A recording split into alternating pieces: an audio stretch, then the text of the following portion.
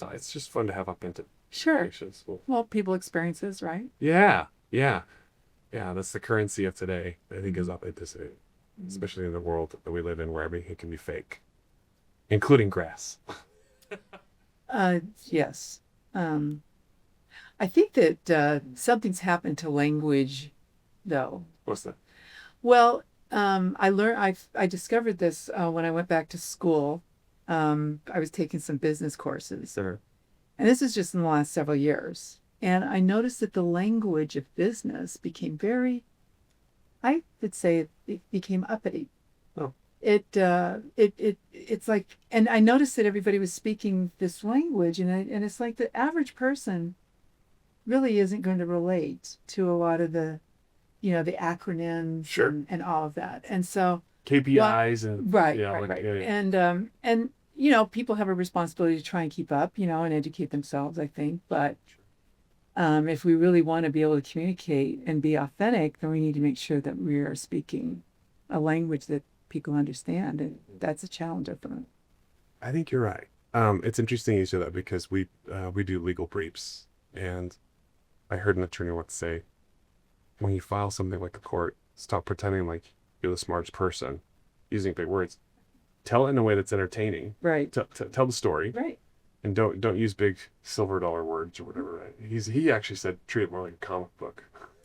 right. Well, and I have had one experience where I went from filing a complaint to actually getting it adjudicated, Hmm. and How'd that go? we won. Great. But do you ever really win, right?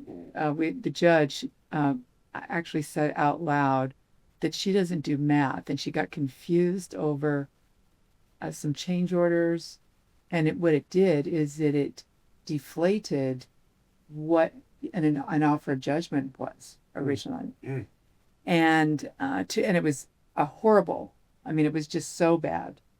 Um, But the point that I was making to what you were saying is that along the way, um, of course, I go into anxiety over the unknown. Your life's in somebody else's hands. But the person with the best story wins, Mm. and I like that, and I cling to that when it comes to trying to find justice in this water conversation. Okay, well, I love that. And a bit the person with the best story wins. So look at that. We are here with Laura McSwain, who is the president of the Water Fairness Coalition. And I found out about you after I filed my own lawsuit against the Las Vegas Valley Water District over the games they were playing and how much they were charging me for excessive use fines. And it's my wife actually found you, and she was like, "You have to talk to this lady." And everybody I've talked to since, we were in the paper, and we kind of went viral with all the stuff that we're doing. And every single person I talked to was like, "You have to talk to Laura. You have to talk to Laura." And so we finally met, and immediately felt the harmony of the kindred, Mm-hmm. the Justice. passion of justice. Yeah. Mm-hmm. And so, yeah, it's also interesting because I actually asked ChatGPT to analyze those we're litigating against, some of the decision makers, Mhm. and us. Mm-hmm.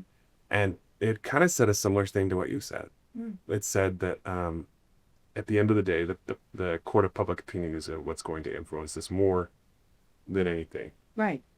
Well, and public opinion, it has been inundated with propaganda Yes. over the last decade, but it really stepped it up over the last, say, like not 2019, 2021, With our money. with our money. Yeah. Exactly. And, the advertising was just outrageous. I mean, they had engaged uh, our illustrious uh, uh, I want to say soccer, but no, our The hockey team, team, right? yeah. The Golden Knights, and they were bringing these guys, and they were doing body slams, and then they had a one ad where they had an old woman coming to the door and kicking a guy between the legs, because they're showing sprinklers going off in the landscaping, and I guess a lot of people think that that's amusing, but when the story isn't being told accurately about really where we are with but the water supply that we have. And quite frankly, it's really a testament to the things that SNWA actually does very well. they have amassed quite an impressive water supply. Mm. And people who are mathematical wonks, right? They like to study how many gallons of this and that, and then the recycling that we do. Mm. With all the water storage that we have, and the recycling that we're already doing, it's estimated that we have 135 years water supply. Wow. So, and then when you take into consideration that they've been bombarding us with the levels of Lake Mead, and a lot of their advertising has suggested that, if we don't do this, you're not being a good citizen and we live in the desert. Okay. But are we, like, to the point where it's almost like people think that they're going to go to their taps and they're not going to go turn on our water? Sure. Well, you've got the other side of this. It's like, well, the growth variable, right? And they've only started having to admit that that's really at the root of this. They're trying to That- accommodate the growth. Correct, but they didn't. That wasn't what they were promoting when the advertising campaigns went up about, and when they went to the legislature and they got AB 356 passed. And if you go back and you look at the record, and I have, the testimony that took place in that, there was a lot of people who were very concerned about what is it going to look like that we're going to require people to take out grass that they've already invested in. Mm. They never really addressed the downside, which was going to be the loss of our tree canopy. You're messing with people's investments. People bought into these neighborhoods with those amenities that were provided. Yeah, 40-year-old trees that are now dying. Correct. And if you drive around the valley, and I guess the good news, bad news is, well, I started this with people that knew what the consequences were going to be to what we're doing. It's now playing itself out. I guess there's always a victim that exists in order to shed light on a crisis, but we're heading into a crisis, and the fact that our temperatures are increasing, it's not a coincidence. And we are increasing at a higher trajectory rate than the rest of the country. We're behind Reno, but Reno doesn't have the dangerous temperatures at this point that we have. Yeah, they're another higher north. Well, and it's interesting too because the Desert Research Institute just did a study on this, and they're sounding alarm bells that that we're destroying the cooling effect of the vegetation or the trees and the bushes with all the foliage. Right. And people are starting to recognize it. I did spend time at the legislature this past session trying to help sound the alarm and bring a conversation that's different from what they've had. They've only had SNWA representatives to rely on as the experts. Again, using our money. Right. As a matter of fact, $183,000 was apparently they have to identify how much they're going to spend on legislative activities in their budget, and it was $183,000. Wow. That was for, and they had at least 5 full-time lobbyists up there. Yeah. Yeah, that's high big roller spending. Mm-hmm. Yeah. But to that end though, and while I felt like I thwarted some things, but I didn't. All I tried to really do was promote a bill that my state senator Rochelle Wynn had sponsored. It was AB 143, and really all it was an interim standing committee to be created to kind of look more closely at what SNWA was doing, force a little bit more accountability on the things that we don't get visibility to without serious public records requests. Yeah. Or lawsuits. Right? and which we actually, honestly, we're trying to avoid that. Sure. Quite frankly, I mean, really, I don't like being here. Yeah. I mean, it's not fun. But what was really distressing is that seeing like there was a number of heat island issues that were addressed. Dina Neal brought forth a bill that was directly related to trying to control the PFAS, which are it's those kinds of materials are in artificial turf. And so carcinogenics, etc. And that means they cause cancer for those who don't know that. Right. Now nobody's studied artificial turf specifically, so they can say that there's no causation, but there is certainly causation out there in some of the materials that are used in some of the artificial turf. And and microplastics. And I mean, when I replaced my backyard grass, the outside got hotter, obviously, but then also the amount of pests that started collecting around my house just became insane. It's just, yeah, you get rid of all the good bugs and all the bad bugs come in. Exactly. And going back to the trees, which really, to me, was the first thing that got my attention on this, because I live in an old neighborhood. We have a lot of mature trees. We have a lot of elderly. We have a lot of young families. They moved in there for those mature trees, and the elderly, literally out of fear, just turned off their water. And now we have trees in distress. We've probably lost 1,000 trees just in our neighborhood. It's devastating. It is devastating. And these tree campaigns are a frustrating thing for me, because it's like an optical deviation. It's like when we started coming forward to the meetings and talking about what was happening to the trees, well, all of a sudden they came out with their campaign, $100 if you plant a tree instead of a shrub, as part of the Water Smart Landscape rebate program. And then, of course, there are a number of campaigns out there from various groups. And I think I did a quick calculation a while back. It was like 65,000 trees to be planted. It was the goal between now and 2050. Okay, well, we're probably talking about 15-gallon trees, all these free trees. I don't know if you've seen them, but I think this one looks better than most of them. And This plant's been having a hard time because it's been missing sunlight. right? Anyway, well, let's. It's nice. Okay, but the thing is that you're looking at 25 years. You're looking at a generation. Oh yeah, we just committed like tree. What's the word for tree genocide? I've been calling it euthanizing our Yeah. mature trees. Yeah, it's terrible. Yeah. So it's there are just so many facets to this, and my talking about litigation and talking to people who are very driven to results, and I'm driven to results. I'm not diminishing that, but when you're trying to come forward and inspire people, and they just don't have the capacity to be able to attend meetings, they don't have the financial capacity, they're being hammered. Mm-hmm. They're trying to just go to work and deal with their lives, raising kids and what have you. And so it's taken longer than I expected, but along the way, while I've been waiting for somebody like you to come along and be willing to just take that step into the fray, people have now seen me as the water lady, right? So I get calls from people who haven't been treated well by the water district, whether it be their employment, whether it be water quality concerns, whether it be the artificial turf. And actually the artificial turf, I kind of took that on my own because I went to a meeting at the Southern Nevada Water Authority. It was at the beginning of 24. And they had an item on their agenda where they were being authorized to take $23 million that they applied for in a grant through one of the bills up there, the infrastructure bill or the, inflation reduction bill. I don't know, one of those.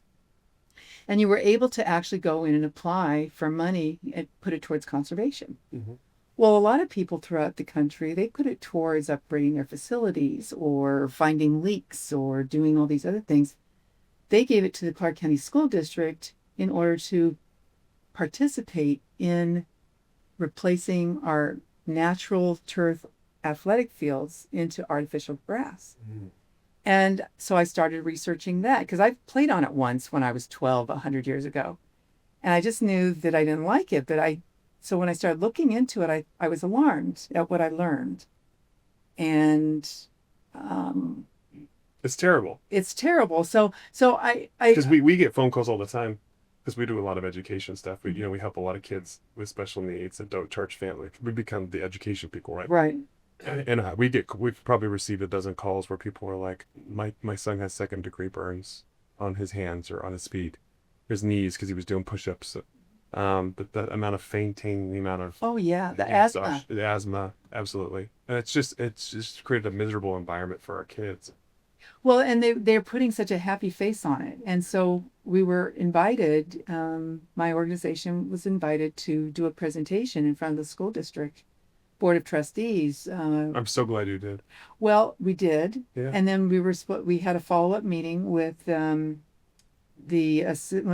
few assistant principals, superintendents, and they'd already made up their minds. They were going to fulfill the agreement, even though they said that they were going to do a pause. After listening to the expert that we brought in, she's got a PhD in agronomy, she laid out a very nice presentation, which is, by the way, it can be seen online. They have it on their website, the Clark County School District website. I think it was July 2nd. And Dr. Kelly Cope. And I don't know how anybody wouldn't have said, we have to stop immediately, because they haven't spent all of it. It's $360 million that's being invested in these conversions. And That is so much money. well, it's worse than that. It's so much money, and then you get it like it's got an 8 to 10 year shelf life, right? And I've actually had phone calls from principals concerned, but they're not telling us what this means for our budget. Oh yeah. They don't know how are they going to deal with it in the next 8 to 10 years. Oh yeah. And what could they have done with that $360 million to upgrade the grass facilities? Because that's one of the complaints that they make. Well, these grass fields are in such bad repair, and we will fix them. Take the 360 and put it into, right? Because Dr. Cope, was able to illustrate that there is no real water savings. That, as a matter of fact, their own data shows that the water savings that they're projecting is less than 1% of our Colorado River water allocation. Less than 1%. And it's because you have to clean the astroturf, and you have to. That's not even factored in, I assure you. Oh wow. That's just based on what they've got this formula that they use, that grass needs so many gallons per square foot, and it's all paper water. It's not actual savings. And during that very same presentation, SNWA was there as well. And the question was asked, well, what kind of data points do you already have? Because they started taking out grass in the football fields several years ago. Mm-hmm. But they didn't have any data. It's like going, well, So why'd they make that decision? well, why do they keep perpetuating information on projections as opposed to what's really happening? And I assure you, if you look at any kind of artificial turf that goes neglected, Oh, it's disgusting. it's awful. Yeah. It's awful. Yeah. It's easy to damage. Mm-hmm. In fact, it's funny. We have a trampoline, above ground trampoline. You know, one of the cheap ones you get at like Walmart or whatever. Because I have kids, and my wife is about every 2 weeks is like, "Who moved the trampoline? You just damaged the AstroTurf," and it's like no one's ever gonna say you just damaged the grass. Right. You know what I mean? Right. Like, It just grows back. it just grows back. Right, Yeah. right. Well, and there's also so many alternatives too. I mean, seems like such a drastic measure. And there's clover, and there's the micro clover, and there's other types of grass cover that would still provide some cooling, some evaporative cooling effect. Well, and here's the other thing. So to that point, we've got some amazing citizens We do. that are doing their own research. There's one neighborhood called the Linkview in somewhere, and I think it's in Sun City, and these people know every tree. They know the diameter of every tree. Wow. They know where every single spray head is, every single drip line. They have studied their trees, and they've identified how many gallons of water these trees need in order to maintain good health. Wow. They are determined to keep their trees. Yeah. They are taking SNWA on with the data. That's fantastic. And really what they've come up with is what SNWA should already know, and they just keep ignoring it, is that trees, when you're watering grass under trees, it needs almost as much water. The trees themselves need as much water as the grass. So water your trees. If the grass gets a little wet, okay, and right, because, and then look at some of these ground covers that they're using right out there, the dichondria, the carapia. Mm-hmm. I've got pictures. As a matter of fact, I'm going to be doing a newsletter on this. Pictures of where the grass is coming back underneath the carapias, right? And then it doesn't look great, right? And then the carapia becomes woody, and it's a mess. And then I don't know if you've ever managed like a whole landscape of drip lines. Drip lines are the worst. Oh, they're expensive, and they always break, and yes, they the fall heads apart. pop up, Yeah. and the dogs step on them, and So much so that when I manage drip lines, I actually have a packet of replacement heads in my closet, because I'm like, I'm gonna have to replace these, about every 2 weeks. They're just, something's gonna break. Mm-hmm. That's crazy. I remember so I'm curious. just to be a little nostalgic around this environment that was created here in Vegas. I mean, this was a desert. My wife is she's a third generation. My kids are fourth generation Las Vegans. We care about this space. I know you do too. You have a lot of history here. What's your favorite memory of this green canopy, this oasis that we built here in Vegas? Well, I'm going to correct you on one thing. We didn't build the oasis. Okay, please. The oasis, we were an oasis. Yeah, that's why it's called Las Vegas, right? The Meadows. The yeah. Meadows, In exactly. Spanish, yeah, Right. yeah. So what we did is we We've expanded expanded it. We've Yeah. expanded it, Yeah. right? And so the one, and before I get into whatever, I'll have to think about my favorite time, but there's a comment, and I think it's like a new spin, because they always come up with new spin, and I don't know if we can give R&R advertising credit for this or not, but they're clever. right, we're converting Las Vegas from a city in the desert to a desert city. Ugh. Does that sound appealing? No. Right. So, to that end, I growing up in Las Vegas, you know, as a kid, you don't really appreciate, your surroundings so much. It's just your surroundings are your You surroundings. just enjoy it. Yeah. But I grew up, I was very athletic, and there's not a surface that I'm not familiar with. Yeah. And I played sports in high school. I lettered in every sports but track and field, and actually just track and field, because back then you could just be like an average, have good athletic ability, and you could play volleyball or softball or whatever. And those are probably my best memories, and maybe that's why as a matter of fact, I'm glad that you've asked. So I haven't really analyzed why this is causing me to lose sleep, but our lives revolved around baseball. My brothers played baseball, and going to the baseball fields and smelling the earth and smelling the grass and rolling around in it. Yes. Right. And having that freedom that comes with affordable, I never remember my parents ever complaining about the cost of water or the cost of power or whatever. I mean, and I was definitely very average middle class. I mean, life, 4 kids, a 6-person household. My parents never put any kind of financial burdens on us, but I knew that we didn't live extravagant lifestyles by any means. And but athletics was our outlet. And back then you could play a sport, and it was relatively affordable to do for a family. So, and we did a lot of camping. We spent a lot of time up at Mount Charleston. And So you feel connected. oh, I'm Yeah, very yeah, connected. yeah. I'm very connected. And my dad built me a sandbox in my backyard. And it's funny how like somehow we miss our callings at certain points in our lives. But I used to build little towns, and with roads and bridges, and I would steal my brother's Hot Wheels, whatever. And so again, having your hand in the dirt, and of course I through my husband actually, about the construction. Oh, good. But those are all very tangible Yeah.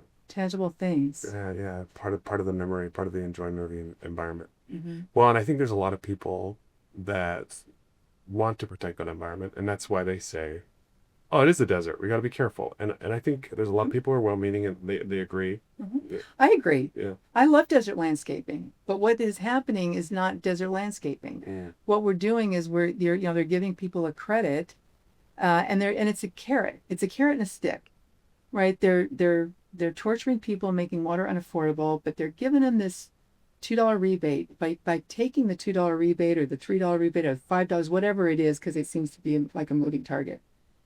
Then they get deed restrictions Yes. on those properties. Meaning they can never grow grass again. That they can never grow grass again. And you know what? And I asked the school district, are you guys subjected, since they're getting this $23 million? Now, to me, that's a fight worth having, because that $23 million came from the federal government. Didn't come from SNWA. So they don't have any right to place. They shouldn't, but I couldn't get them to answer the question. Because at some point in time, and I just was hoping to save more trees before I'm gone. At some point in time, this is unsustainable. It will correct itself. It's just what pain and suffering and damage do we have to overcome? And really, in a desert, the desert is the most fragile ecosystem on the planet. Its opportunity for recovery is forever. I mean, it's just a long, long time. And, look at what's happening to our gaming right now. Right now, gaming's off. Everybody's kind of a little panicked. How much impact is our environment going to have on that recovery? People have options on where they can go and they can get their gaming fix.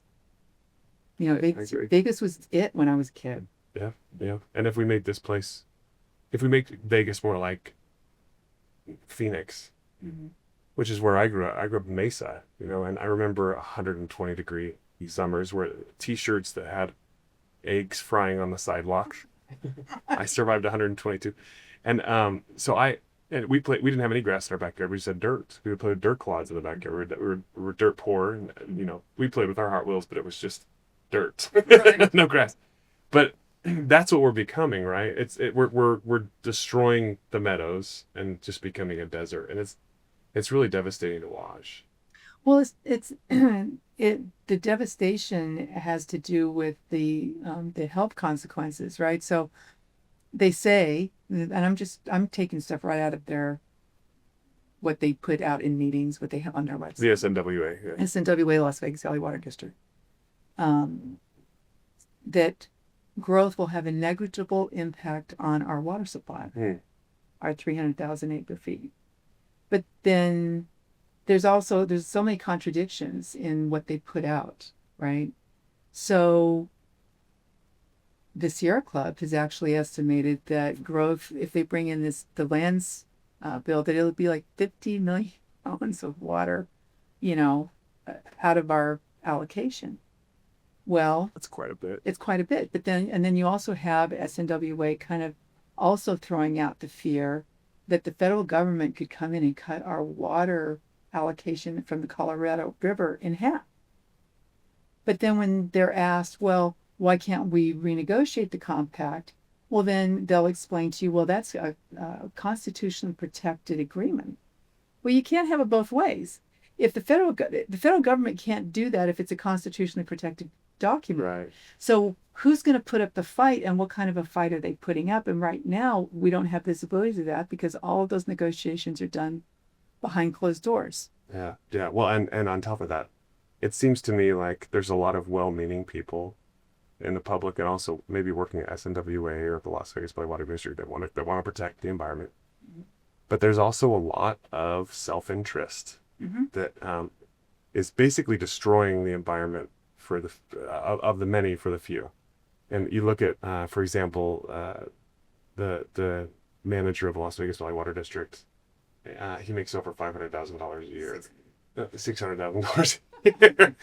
To me, that's insane. The president of the United States doesn't even make that much money, and here we have someone who, and that's even more than some of the California Water District people make. And I call it hush money. It's hush money. I mean, the salaries that they're paying, if you look at all the salaries, yeah.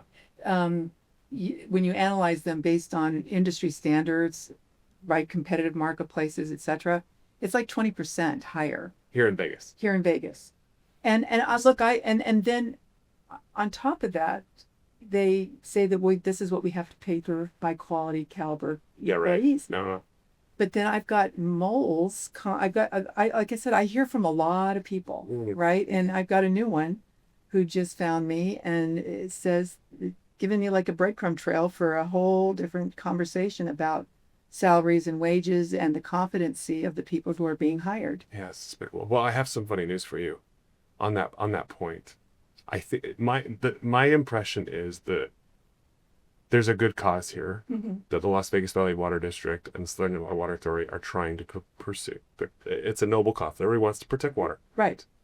But there's also this fear mongering that's happening, and they've won some battles recently with the Supreme Court. For example, it was ruled a couple of years ago that they have full authority over the groundwater and the surface water, and they could make those decisions.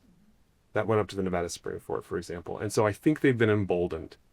I think they've been use some very, very clever marketing Mm-hmm. and public relations Mhm. activities, Mhm.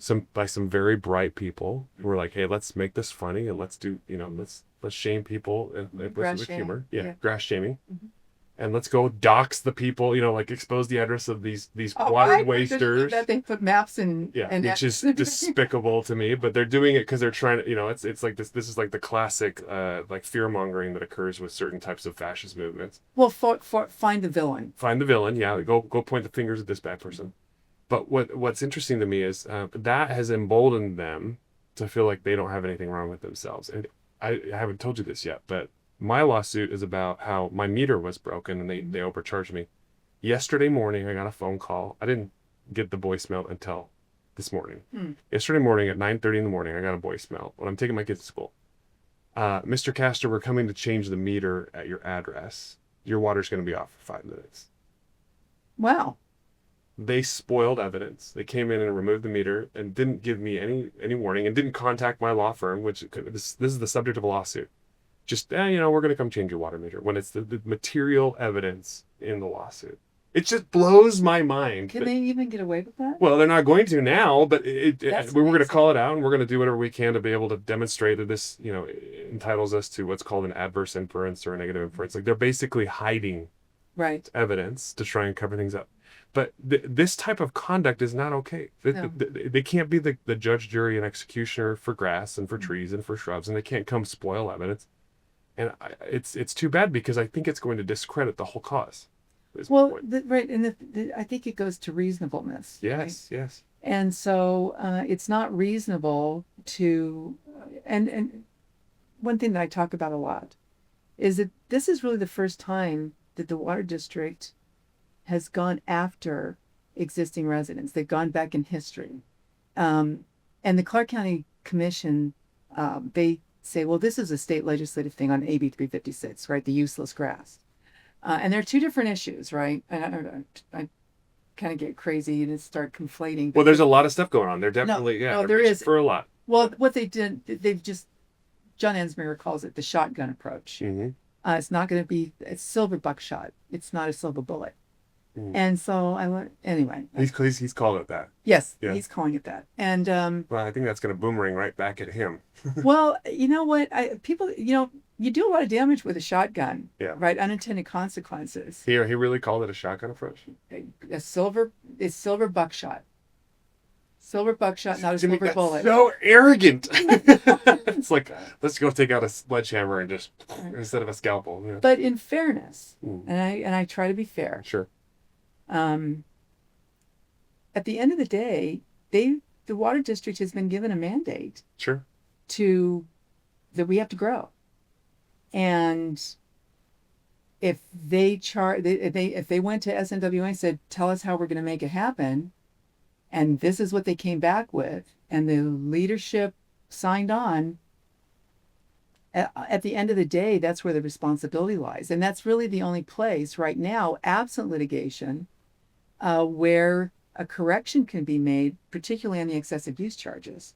Well, and that's the most troubling part, I think, about of this whole thing is that, the U.S. Constitution, the state constitution protects against excessive fines and excessive takings and these types of penalties. And for the Las Vegas Valley Water District to go and say, we're going to charge you 100 to 500% of what the water costs as a fine, Mm-hmm. and then not tell you about it. It just shows up in your bill, Mm-hmm. and then tell you can't dispute it, you can't contest it, you can't appeal that. That's a fundamental un-American, fundamental violation of the Constitution approach. No, absolutely. And there's also like other little things out there about it. So I was talking to a gentleman on the way here. He somehow got my number from somebody who knew me at the water district. And he was there to talk to customer service because he got fined for replacing the water in his pool because he had a leak or he had damage or something that needed to be replaced. And the water was put down the sewer. Which is reclaimed. 100% reclaimed. Which is what this is what they promote. They promote big time. Oh, we recycle 9% of the water that goes down the drain, and really that's what they're pushing. They want smaller lots because now you have less vegetation on the outside. You've got water going down the drain. We'll all live happily ever after. So how is it that you're not going to address the guy who's got the pool? Because they promote that this is a monthly limitation based on a seasonal, right? The fall you get so many thousands of gallons, etc. Winter, summer, whatever. But the pool, if you're reclaiming that water, You should get credit for that. you should be getting credit for that. But the thing is that while their promotion is based on a monthly allotment, it's actually a daily limitation. No, that's not what the law says. Yeah, that's crazy. Now, I don't, the excessive use charge that was an administrative thing and it was a rules change. Mm-hmm. And so I have not really analyzed what liberties they took in how they came up with these arbitrary established items. One thing that I've taken a lot of, I've pointed to quite a bit is that when you do an administrative rules change, as a nonprofit, they're required to identify where the money is going to be spent because the rates are, what we're charged is supposed to be based on the cost of water. And so they got to spend it. Well, when they did the paperwork, and all of this is on the record, they indicated that they were going to be putting that money into the general reserve fund and it would be used for future needs. Now, just looking at definition of general reserve fund uses, those are usually capital improvements, those are operational expenses, etc. Well, they, out of the blue, this was early on, this was probably one of the first meetings that I went to in 2023, they started saying that they were going to use it for conservation. Conservation's a mixed bag that they throw a lot into. Sure. If you look at their financial statements, they've got a section called community outreach or public outreach or what have you, and it's all dumped in there. Sure. Springs Preserve, everything. And, trying to get them to analyze and scrutinizing what they're spending money on, forget it. It's going to require a forensic accountant to go in and do that. Well, but the thing is that they tried to cover themselves at the legislature, and they snuck language into a bill that was very popular. It was during the work session when all the hearings had already been done. There's no opportunity for public comment during the work session, and they didn't even read what was being introduced. And I got wind of it and called everybody out. And we got that language taken out of the bill. It was if you go to their website and you look at all their programs, the free leak detection, the free leak repairs, right? All these various programs that they announced in January of 2024. It was to allow them, and then they threw in a zinger that allowed SNWA to spend that money however they wanted. Well, here's the deal. This was a Las Vegas Valley Water District penalty. Yeah, it should not be commingled with this. SNWA was the one that introduced the language, and SNWA was identified in the language, so they didn't fight it very hard when you kicked it out. Yeah. Well, and so how much? I mean, I've been researching this. How much do you think the Las Vegas Valley Water District has collected in excessive use fines? Because I've seen different numbers: 16 million, 32 million. Oh, it's probably easy up to 70 million. 70 million. Yeah. That's using their budgetary numbers. The real numbers that they collected in the first year, I think it ended up being 35 million the first year, right? Yeah. And then when you extrapolate that, here's the deal. They haven't reduced the amount of anticipated excessive use charges that will be paid. Well, see, that to me suggests that they've weaponized the penalty. Well, it also suggests that it's not working, right? Because if people are actually thinking that this is a great idea and they're all ripping out their grass, are we really saving the water that they say that we're saving? No, they're just and a lot of people, again, I hear from everybody. did all this. We spent $50,000 replacing our grass with artificial turf. We got desert. I don't have a blade of grass, but my water It's still high. is still high. It's crazy. Yeah. I get calls all the time now too. And just yesterday, I got a call from a gentleman who was saying, I have examples of places where there's obvious water waste, where there's a fire hydrant broken for months, Oh yeah. or where there's a leak in a sprinkler system for months. And I call and call and call, and they don't care. They don't come fix it. They only care about going after the residential grass because that's where the penalty could be collected. And it makes me wonder if there's a level of corruption here where money's being put under the table. I mean, we'll have to see what discovery reveals, but it genuinely makes me suspect that this is a money grab by some individuals. It could be. They've got their own committee for reviewing their pension plans over there, right? And so, sure, they're all very nice. no, they are, and I haven't had time to stick my nose in that. I mean, again, some of these things are going to evolve on their own and become known, but and to the RJ's credit, they at least are talking about it. Yeah, Not enough. In my opinion, they should be leaning into the details a little bit more and maybe doing some of their own records requests on where the money's being spent, etc. But there's fundamental things that allow for this to occur. The consolidation of power. Right. So I mentioned the Clark County Commission. Right. They could cure this. They could adjust this. They could look at the damage that's being done and say, maybe we need to rethink what we're doing. They're not. They're not engaging in conversation. They're going to talk to me less now after you're suing them. I'm not suing them. It's just the water authority. Well, they are the board of directors for the water that's district. True. And I didn't know that until I got involved in this, right? And the average person doesn't know that either. No. But that's the point, right? So you've got the Clark County Commission, who's responsible for growth, development, overseeing the water that allows for growth and development. You also have 3 members of the Clark County Commission on the Southern Nevada Water Authority, and the president of both of those organizations is Marilyn Kirkpatrick, and the general manager of both of those organizations is John Ensminger. And Southern Nevada Water Authority's responsibility is to procure water. Las Vegas Valley Water District's responsibility is to deliver water. But he's also been given authority by the governor to be the negotiator.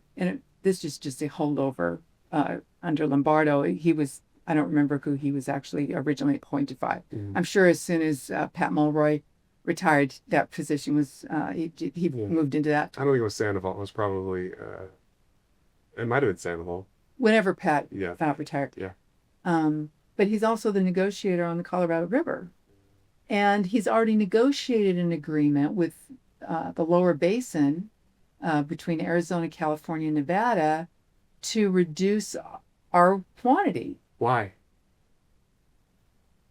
That's a great question. It is. It's a great question because our water allocation is so small compared to everybody else. It's worse than small. We evaporate almost 3 times that amount of water out of Lake Mead every year. Wow. And when you think about it, right, you think about our heat. Where would it better be evaporating? Would it be better to evaporate in our yards to where we would have the cooling effect, to where we're not evaporating so much, or leave it out there in Lake Mead and let it evaporate out there? I mean, there is so much science around this, and the science and the technology. They're using outdated studies to say how much water grass needs. And yet there are technologies out there, and you touched on it before, and I meant to kind of jump in on that. You touched on the different types of ground covers, right? The clover and whatever. When I was talking about those people in Lakeview, they have identified a combination of using clover and a certain fescue in combination, and that helps protect the trees, that meets the water coefficients of plant material that is allowed by SNWA's list. Great. under their conversion water smart So landscape all of us program. should be doing that instead of astroturf. Right. Yeah. But but they don't like the watering methods, right? Now there's solutions for that too. Sure. There's and people need to start. I'm going to start trying to talk about this and give examples. I'm not. I don't want people to think about I'm trying to promote certain products, but Anything better is better than astroturf. That's basically the answer. right. But what I'm talking about is watering methods where you are reducing the loss that comes from spray. Right? There's these things called rotators or rotors, and they are closer to a drip than to the normal spray that people have on their grass. Sure. And the beautiful thing is you can screw them into your existing landscape. Oh, wow. The amount of money that the homeowners the amount of grass that SNWA has estimated needs to be removed, right, to meet our water goals will cost after the rebates, assuming that everybody takes the rebates, will cost over $1.2 billion. Wow. Do you remember Cash for Clunkers? Yeah. Right. And what a failed program that was. Right. Well, this is like cash. This is like water for clunkers. Yeah, I mean, the government should not be in the business of regulating these things. You know? Right. Yeah. Well, and it's funny because I actually, knowing the legal handcuffs they place on you with the easements and the restrictive covenants, I decided not to do that.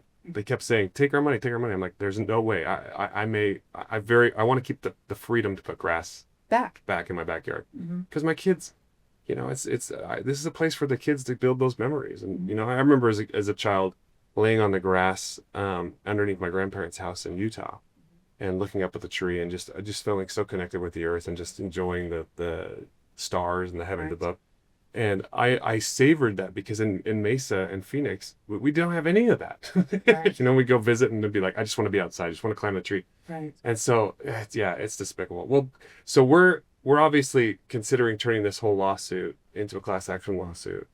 And we're trying to figure out a way to do this in a way where it doesn't affect it doesn't cost anyone anything. We're just trying to make things happen for the betterment of the area and bring our grass back, keep it green.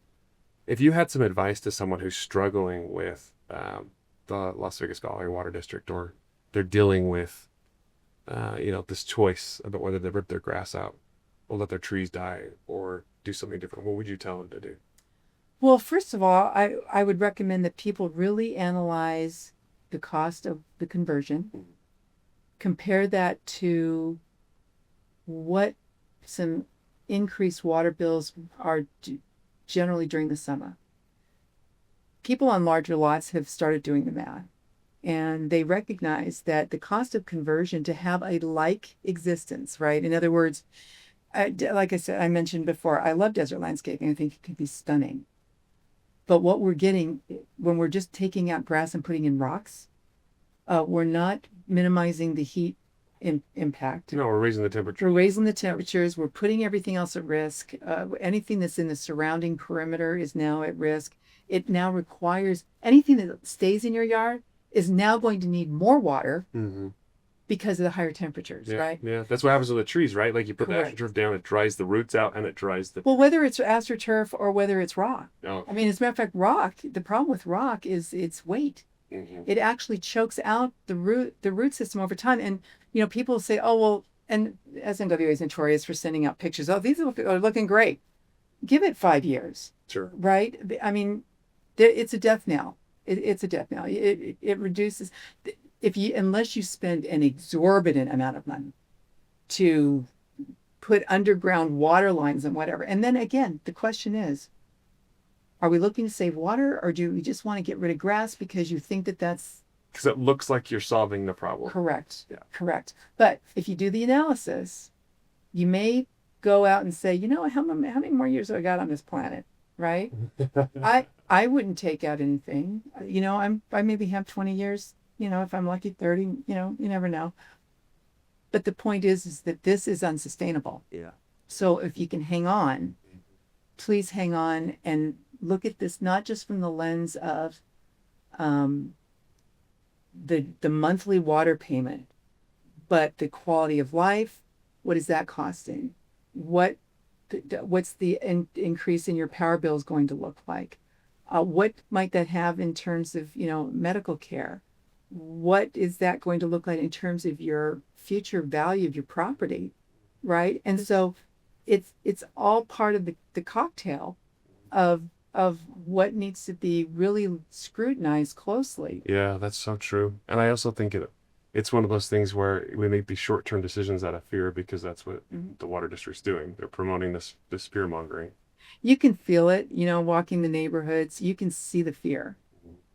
Because like, for instance, walking in mature neighborhoods, especially in even in the smaller lots, say 3,000, 3,500 square foot lots to maybe 5,000 square foot lots. A lot of those properties, because there was, a conservation movement, it's been going on for almost 24 years. People started off with desert landscaping, and it's lovely because it was designed to be desert landscaping. And so you go into these neighborhoods and you'll see some of those, and then you'll see the guys that are like holding on for dear life to their grass, right? Yeah. And then you see the people who just ripped out of fear because they couldn't afford. They were afraid, and if you look at most of their advertising, get the rebates while they last. Yeah. While they last. Well, guess what? If they don't give those rebates away, they're on a pretty slippery slope. Yes. Right. Probably. Yeah. I Right. agree. So I don't think that those things that will ever end personally. And they're not going to run out of money. They're sitting on, between the two entities, they're sitting on $1.5 billion in reserves. That's insane. Well, okay, so this has been a pretty intense legal discussion. And so there's 3 questions I always ask people. Okay. And I'm a big believer in emotional intelligence, but also relational intelligence, like understanding how we all fit together and how we have responsibilities to each other and to build community and make good things better. And protect Vegas. It's the community. It's an incredible community here, right? We've been through so much, and we've dealt with so many different moments of trauma, and we've come closer together. And I think this is one of those moments where let's unite and let's change this for the better.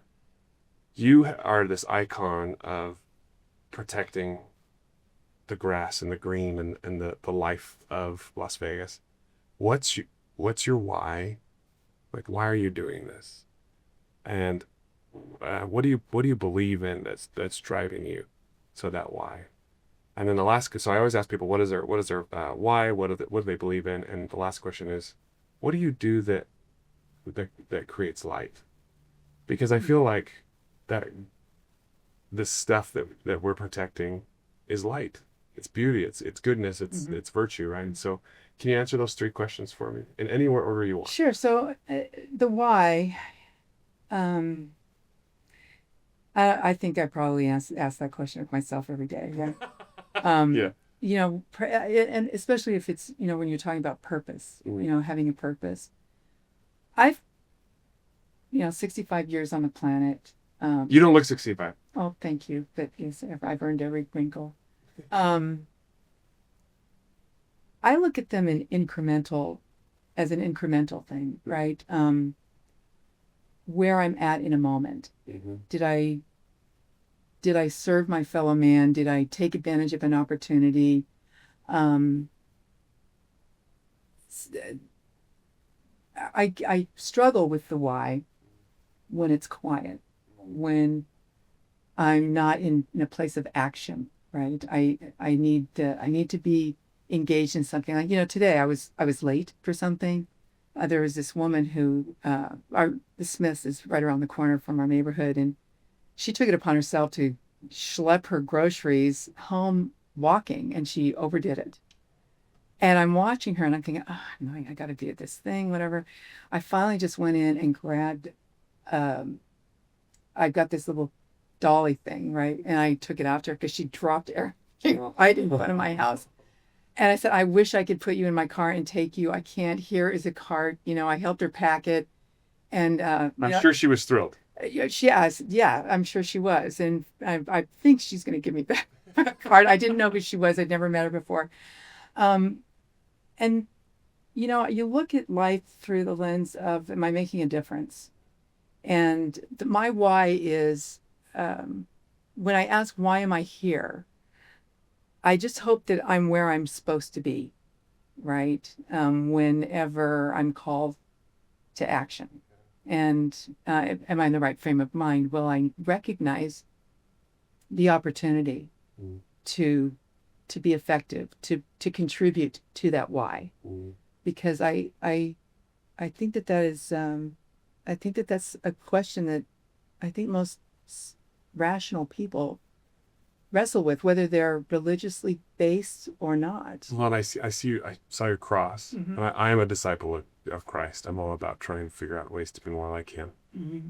and to serve God and serve my fellow man as well.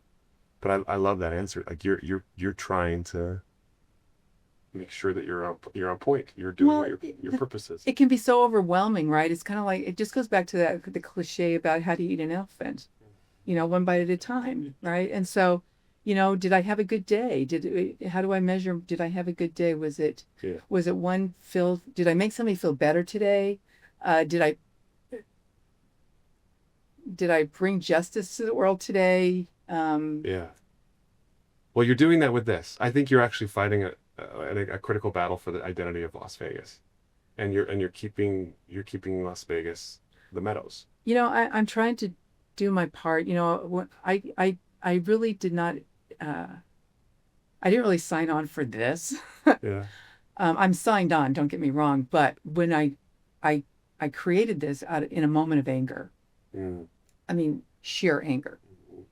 And I thought, I have more options than just paying the excess abuse charges if I want to maintain my quality of life as it was explained to me. And literally came up with the name, called my marketing people, had a full page ad in the paper within days and I drew out an ad design and sent it off. And I thought all we need to do is get people to really understand and rally that how do you take your power back? Yes.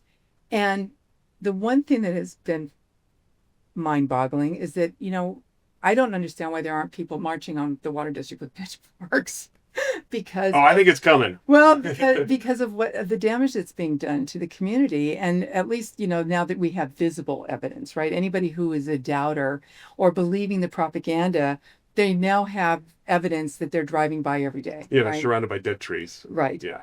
So the fact that it's taken as long as it has allowed me to develop some really incredible relationships, to find appreciation within the community of the talent pool that we have. We have a lot of smart people. Oh, Vegas has incredible people. Yeah. But what SNWA has done very, very effectively is the amount of money that they deploy into the community. They've muzzled a large part of our scientific community. They shamed a lot of people. They have shamed a lot of people, and like communists, KGB thugs. Right. And I've told them in front of them at meetings, it's like, I am not here to save every blade of grass.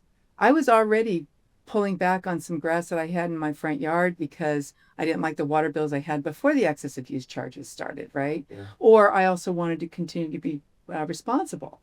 But I wasn't going to do as so much that I was going to damage a 60-year-old tree that gives shade in my yard for almost the full day. And it's watched Vegas become Vegas. I mean, this is like history. This is like. But more than that, this one tree converts 26 pounds of oxygen or of CO2 into oxygen every year, right? And so I'm not the only one benefiting from that, right? So our trees are all of our trees. Everybody should be upset every time they see a tree die because it's out of neglect and out of abuse. Yes. So, yes. I agree. I agree. That's wonderful. So anyway, what was the second question? So the second question is, what do you believe?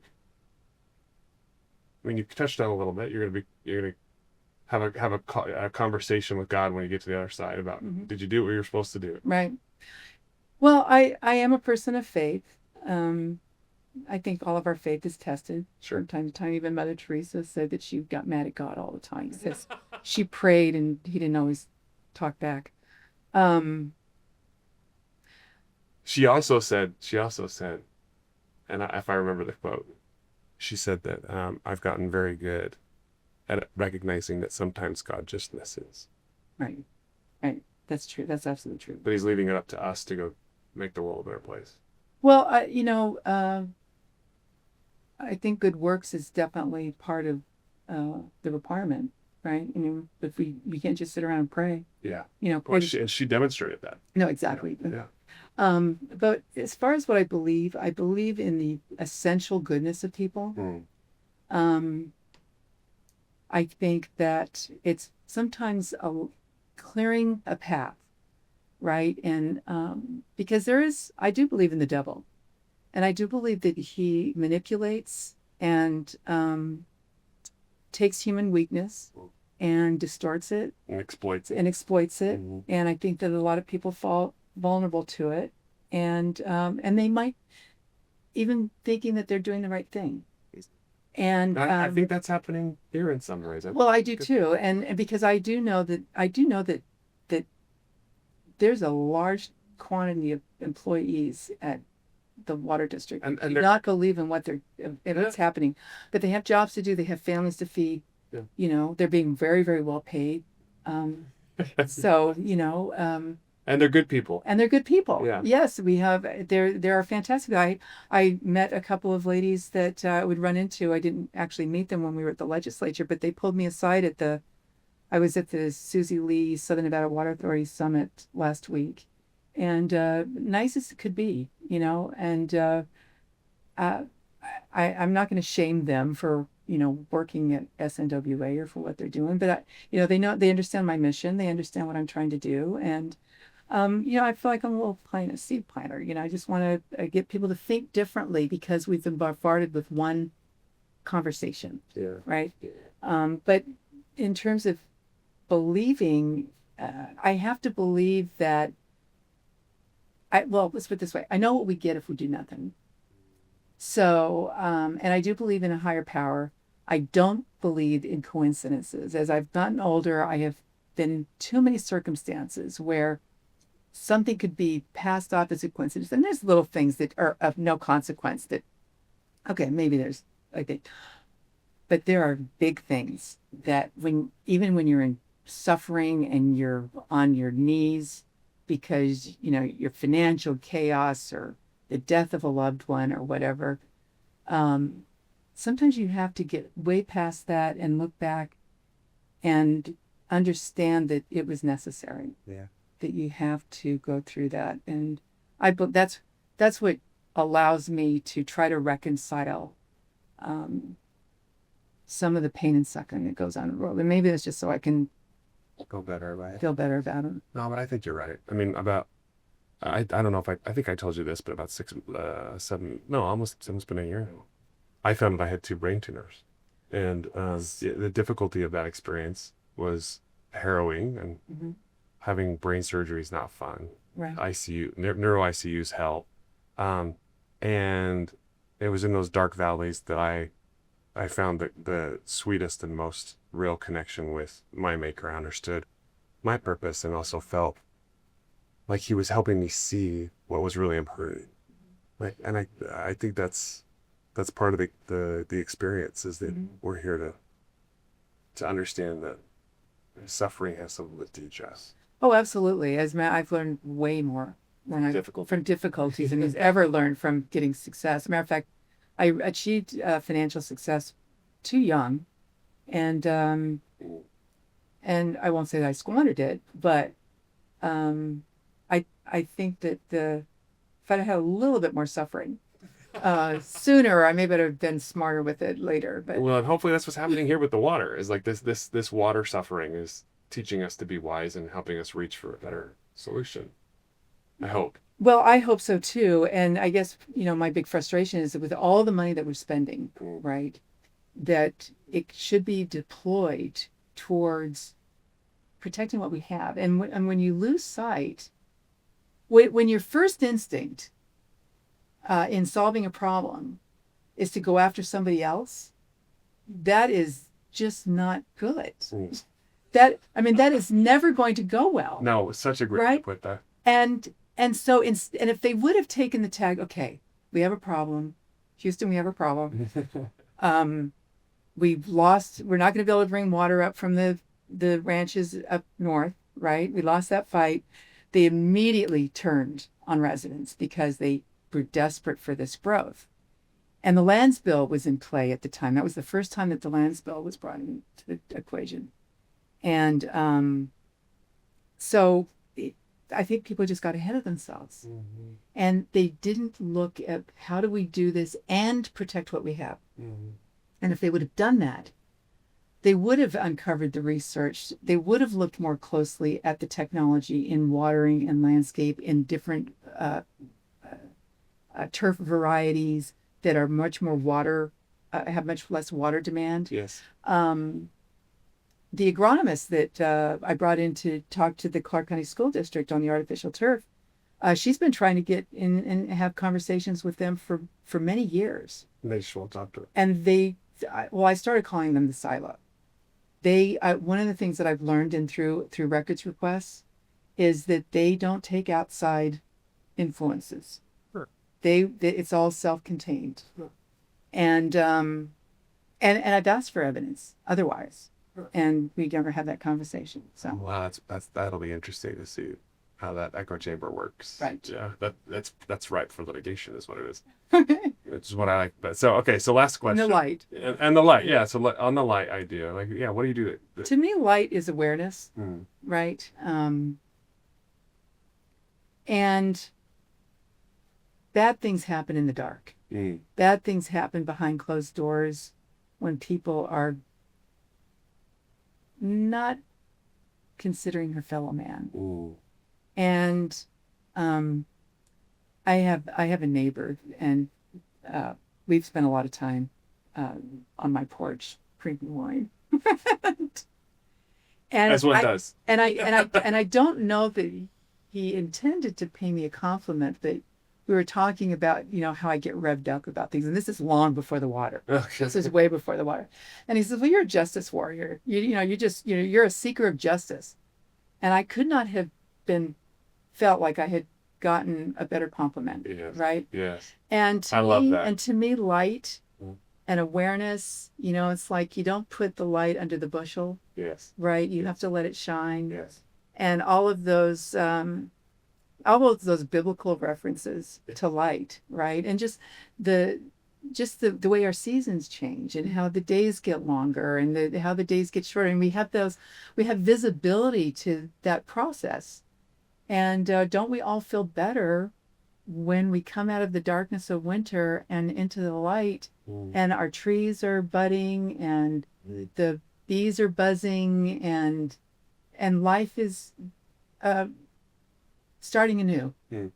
And so, but those are metaphors for, the practical things that we do every day to make our lives work, right? Whether it's going to work with a smile on our face, right? And trying to making sure that we're doing the best job that we can do. And are we earning our keep? Are we really doing what we've been asked to do from a work standpoint? And so I have treated this like a job. I mean, I'm not taking any money. We've raised a decent amount of money considering that we haven't done a formal campaign. But to me, we all have a purpose. We all have a job. Whether we're getting paid or not, we have to be of use. So. Amen to that. Well, on that point, I think what's interesting about light is that there are things that we can do that fill us with light. Mm-hmm. And we have a gift for you, if you don't mind handing me one of those. I didn't put one in my pocket beforehand, but we give out lightsabers. Oh, And we have- did you see the lightsaber that just went for like I'm millions sure. of dollars? I'm sure. In fact, there's a guy in Utah that collects movie props, and he's shown me Luke Skywalker lightsaber and stuff like that. I mean, I'm a Star Wars baby, but so this is a pink lightsaber. Okay. And we'll give you some other colors too if I can turn it on here, but it lights up, which is kind of Oh, that's fun. and I believe that when people choose to follow their purpose, and especially when they treat other people like people, it creates light. Mm-hmm. And you are definitely a human lightsaber. Aw. You're standing out like a bright, burning Yes. sword of justice, trying to fight against the dark. So thank you for being you. Oh, thank you so much. This is very sweet, and I really appreciate the opportunity. It's funny, going back to the why and the purpose and the light, and all those different things that you are touching on. all of my life experiences I've let you do this. have absolutely led me to this moment, and I was aware of it in an instant. How many times have we looked around the room and said, well, somebody should do something? And I thought, I was the only one standing there. I thought, well, I guess it's my turn. Yeah. So Well, thank you for Good. taking it. So Thank you. So wonderful to be with you, Lauren. Thank All you. right. What's your website? Your website is Oh, it's it's waterfairnesscoalition.com. Okay. And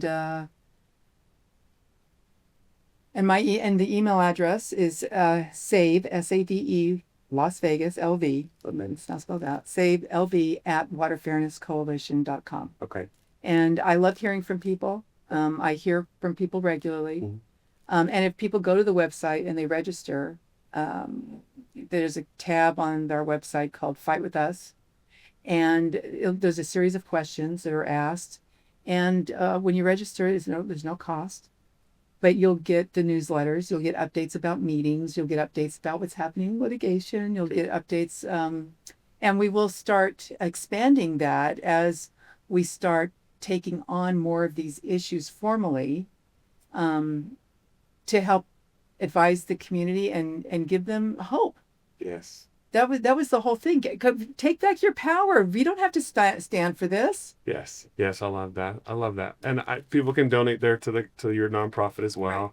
And then one of the things I wanted to flag while we're talking is we're gonna do some fun campaigns where we're going to ask people to generate maybe like cartoons or AI generated images of what they think the justice battle is. We've had people send us in images of like Lex Technic, our law firm, is Robin Hood, and the King Richard who's stealing the money from the poor.